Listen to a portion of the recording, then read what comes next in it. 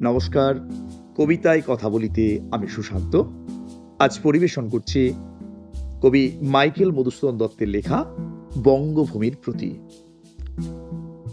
রেখমা দাসের মনে এ মিনতি করি পদে, সাধিতে মনের স্বাদ ঘটে যদি পরমাদ, মধুহীন করোনাগো তব মন কোকনদে।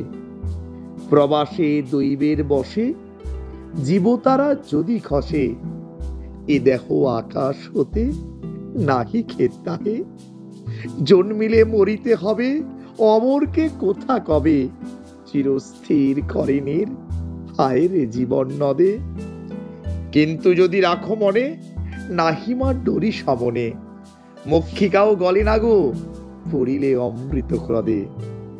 সেই ধন্য নরকুলে লোকে যারে নাহি ভুলে, মনের মন্দিরে সদা সেবে সর্বজন।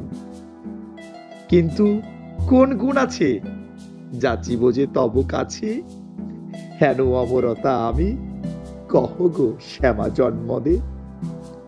তবে যদি দয়া করো ভুল দোষ গুণ ধরো, অমর করিয়া বর দেহ দাসে সুবরদে। ফুটি যেন স্মৃতি জলে মানসে মা যথা ফলে, মধুময় তামরস কি বসন্ত কি শরদে। নমস্কার।